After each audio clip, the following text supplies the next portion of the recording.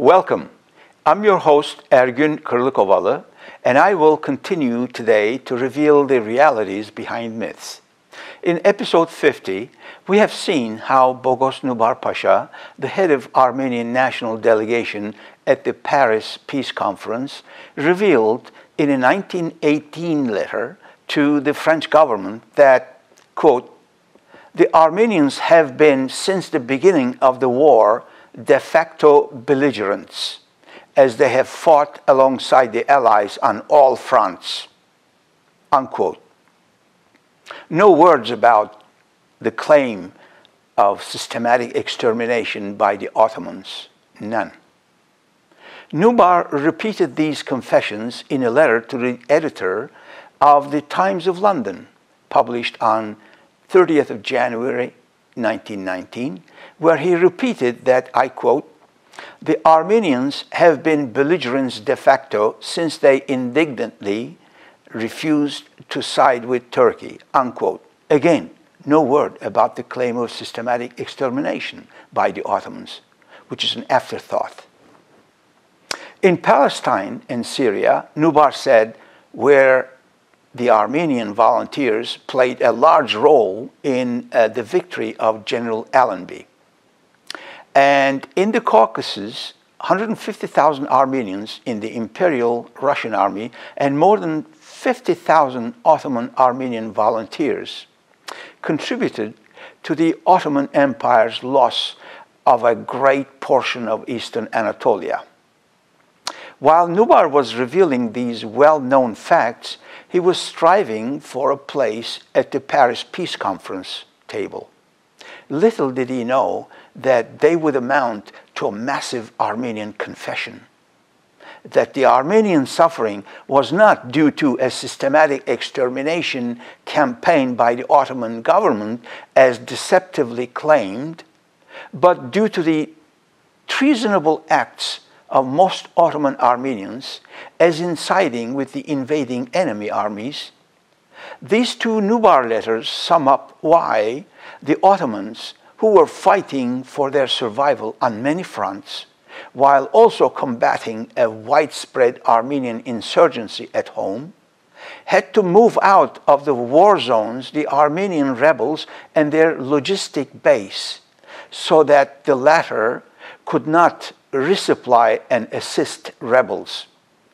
It was a wartime military measure taken to mitigate a wartime military threat, purely in defense of the Turkish homeland.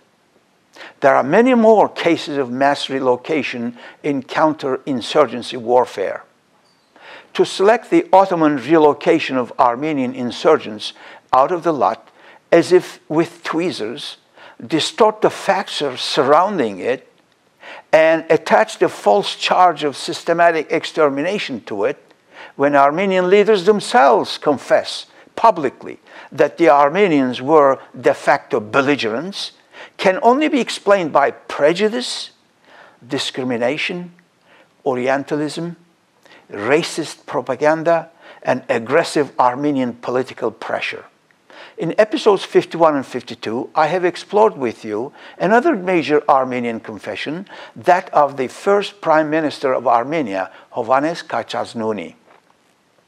In the Armenian Revolutionary Federation has nothing to do anymore, the Manifesto of Hovhannes Katchaznouni, the book translated by Matthew A. Callender, edited by Roy Carlson and published in 1955 by the Armenian Information Service in New York, Katchaznouni relates, and I quote, "At the beginning of the fall of 1914, when Turkey had not yet entered the war, but had already begun making preparations, Armenian revolutionary bands began to be formed in Transcaucasia with great enthusiasm and especially with much uproar. The winter of 1914 and the spring of 1915 were the periods of greatest enthusiasm and hope for all Armenians in the Caucasus. We had no doubt that the war would end with complete victory of the Allies. Turkey would be defeated and dismembered, and its Armenian population would at least be liberated," unquote. Katchaznouni points out that Armenians had embraced Russia wholeheartedly, as they believed, without justification, that Russia would grant Armenians a self-government in the Caucasus and in the Armenian vilayets liberated from Turkey as a reward for Armenian loyalty and assistance. Katchaznouni describes how the Armenians had created a dense atmosphere of illusion in their minds, lost their sense of reality, and even implanted Armenian dreams into others' minds.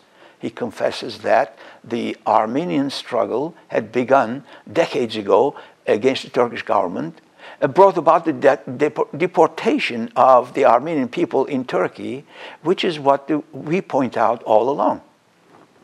Katchaznouni's conclusion is supported by Louis Nalbandian's book, The Armenian Revolutionary Movement, pages 67 through 89.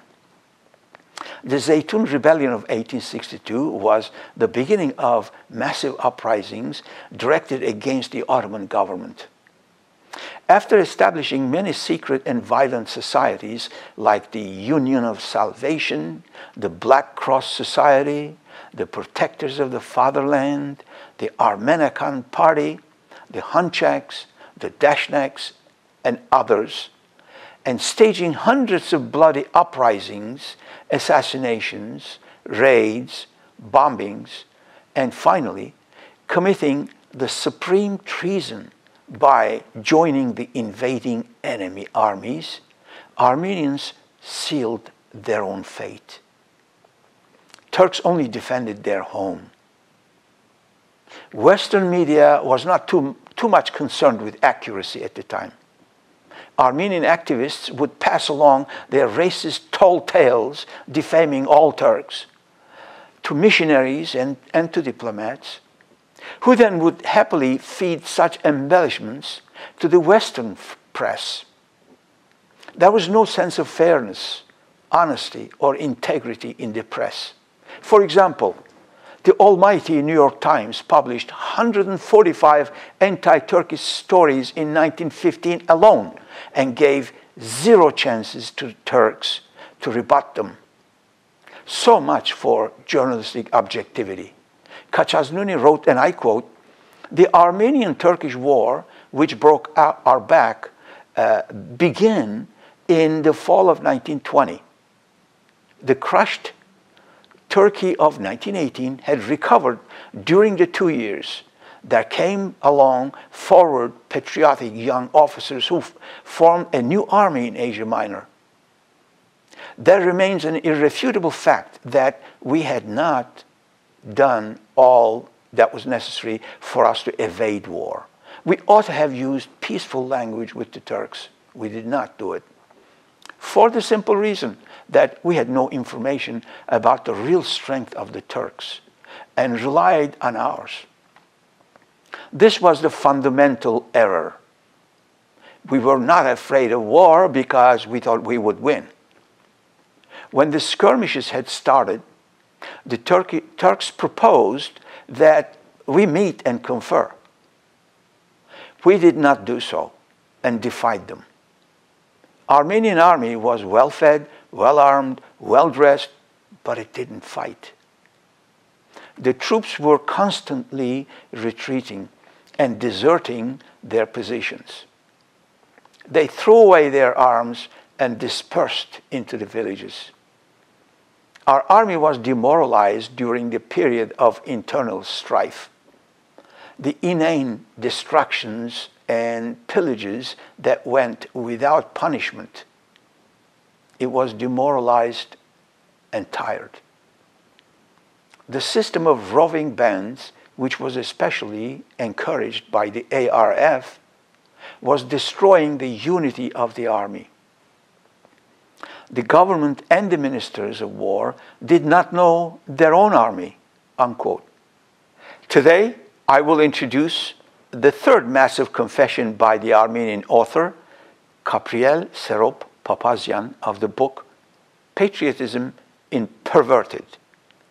This 79-page book, published by Baikar Press in Boston in 1934, reveals the crimes of the ARF, the Armenian Revolutionary Federation, or Dashnak-zoutune, and dedicated to the Armenian victims of Dashnak terrorism.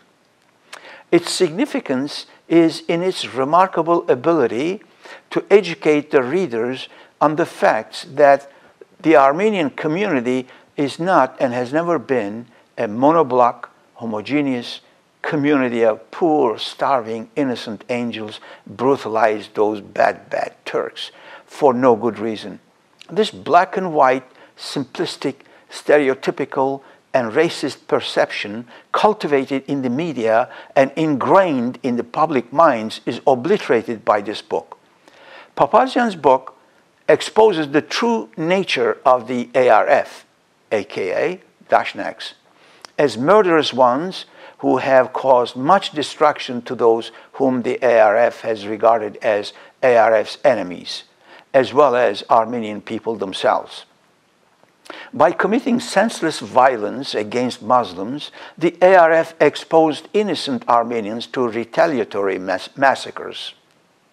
Aggravated by the ARF's culture of profiteering and corruption, famine and disease claimed the lives of hundreds of thousands of Armenians in the Armenian Republic in 1914 to 1920 period. Of course, the power-hungry Dashnaks' greed, arrogance, and ineptness in starting seditious wars in quick succession has a lot to do with such huge losses of life and property, while the country had thousands of ills that needed attention.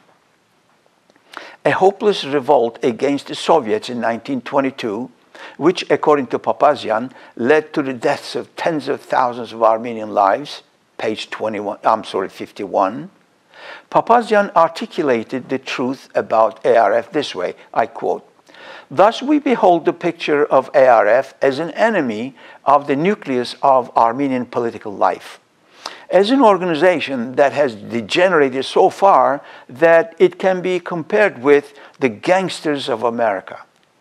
It stands alone and condemned by the Armenian public. Its hands are raised against everybody. Its plotting and crimes have rocked the conscience of all decent Armenians and have disgraced Armenians before the civilized world." Unquote. Papazian dedicated this book to the memory of those Armenian martyrs who have met death at the hands of their brothers. From the early 1930s on, the wiser Armenians might have seen the light and rejected the ARF. Unfortunately, the misdeeds of the violent and corrupt ARF silenced those who are rational, like Papazian in the 1930s, Arthur Derunian, also known as John Roy Carlson in the 1950s, who translated Katchaznouni's Confession into English, and Robert John in the 1980s, the historian who exposed the bogus Hitler quote that the Armenian lobby still uses shamelessly and deceptively today. The Dashnaks control worldwide Armenian diaspora today, and the Republic of Armenia too, which might explain why the Armenians never seek peace and prefer to scream, demand, threaten, harass, terrorize, and even provoke wars. Remember the 44-day war in 2020 that was provoked by Armenian aggression motivated by their hostile doctrine called, quote, "new wars for new territories," unquote? There may be some Armenians who recognize the disasters that the ARF has historically heaped upon the Armenians, but they usually seem to keep to themselves. This may be because they know the seriousness of the ARF violence, intimidation, and defamation. Papazian explained this on page 65 with these words, quote, "True to ARF's traditional method of blackening the character of their victims," unquote, "the Armenians we hear from today publicly are usually the extremists who write arrogant letters and raid social media forums with insults and threats. They reveal personal, private information of their opponents, like the names of their family members, where they work and live, turning them into targets for violent Armenian extremists. They apply crude political pressure and even bully politicians. They cannot be blamed for exercising critical thinking. Papazian alludes to this factor on page 13. I quote, "The rank and file have continually been kept under the spell of their invisible rulers, who, through sensational though futile acts, manage to keep their own prestige high and their coffers bulging," unquote. The only way out of this ARF trap is for honorable Armenians to force themselves to think for themselves and look at the objective facts confessed by their own leaders like Boghos Nubar and Hovhannes Katchaznouni. What went on during 1915 is made clear by many Dashnak leaders of the period themselves. Most Ottoman-Armenians in the Eastern Anatolia region chose to engage in violent armed rebellions or act as a logistic base for them.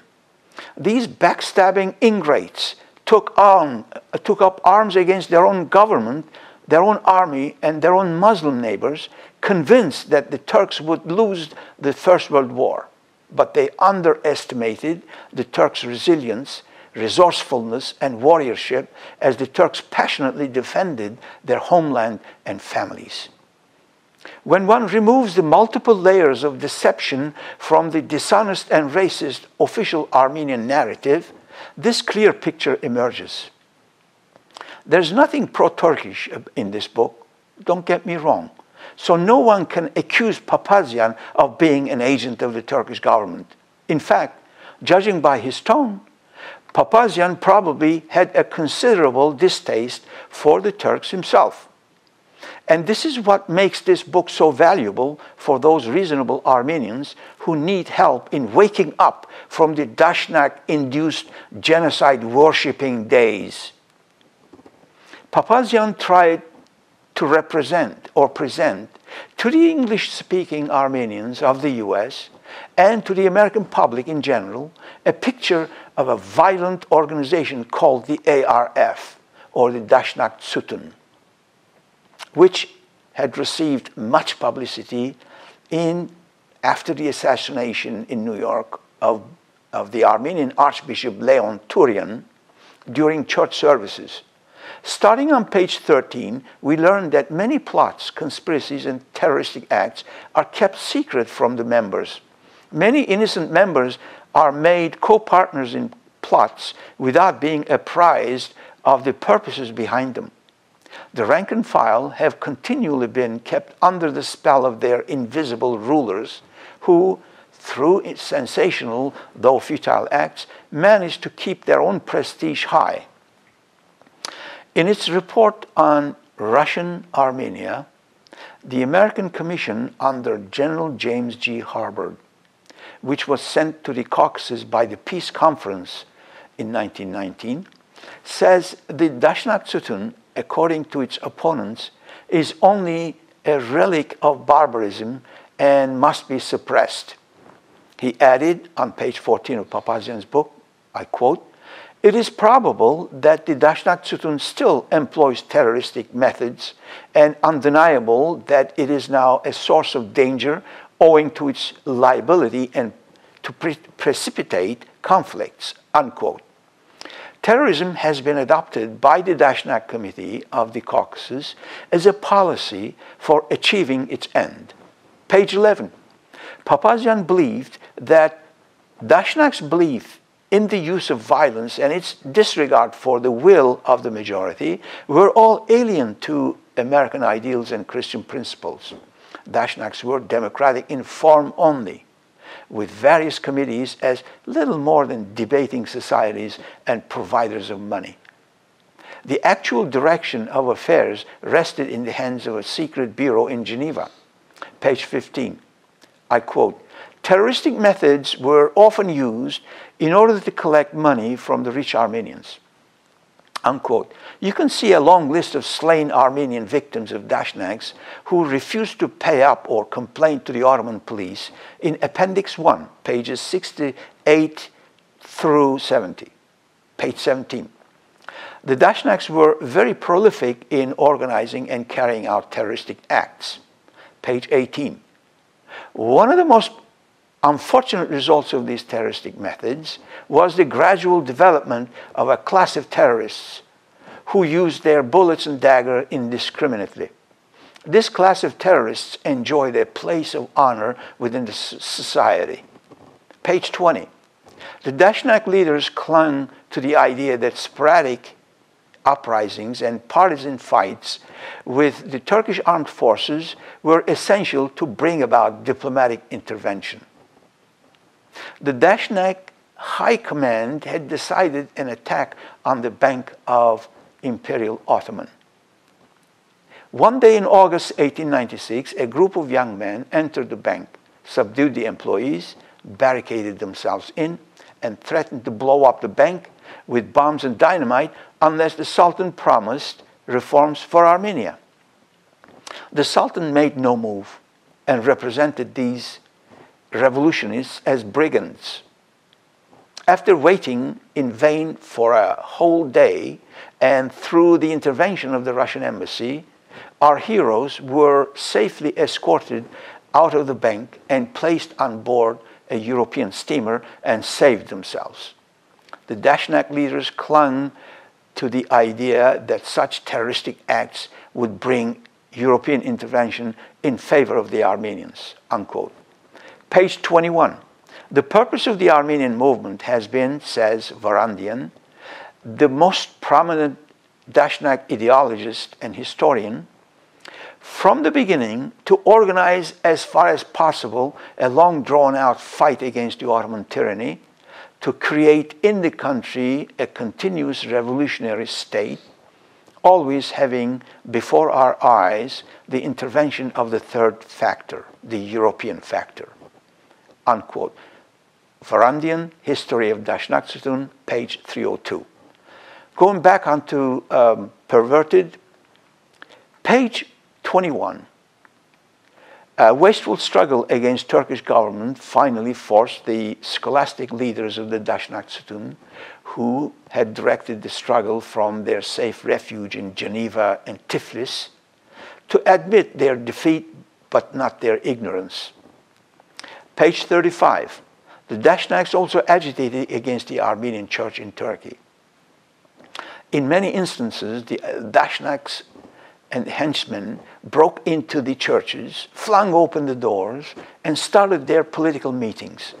At least in one instance, 2 Armenians who wanted to protect the church of Smyrna, Izmir, from being sacrileged, were shot and killed on the spot by Dashnak terrorists. Page 48. The cause of the Armenian Western Armenia was killed by Dashnak intolerance and intrigue. The Treaty of Sèvres, which recognized Armenia at the time, denied freedom to Western Armenia. It was by the representative of the Republic of Yerevan on August 10, 1920, the same men who repudiated the Sèvres Treaty and claims of Armenians in Turkey by signing the Treaty of Alexandropol on December 2, 1920. Page 75. Article 3 of the treaty states that as it is evidence from Turkish, Russian, and all other world statistics, we again confirm that there is no territory within the Ottoman borders where the Armenians form a majority. Article 9 states, the government of the Grand National Assembly of Turkey refrained from demanding indemnities, although it had a right to demand indemnities as a result of the war against Armenia, which it has been compelled to wage. Page 77. Article 15 states, mentioned that the Armenian Republic agreed to consider as null and void all those stipulations of treaties she has signed with any power which relate to Turkey and are against the interests of Turkey. Page 67. Papazian concludes, Armenian Revolutionary Federation's hands are raised against everybody. Its plots and crimes have rocked the conscience of all decent Armenians and have disgraced our people before the civilized world. This concludes today's discussion. Next week, I will analyze Dashnak's own confessions in the book Hawshamatyan. Thank you for joining me, and see you next week.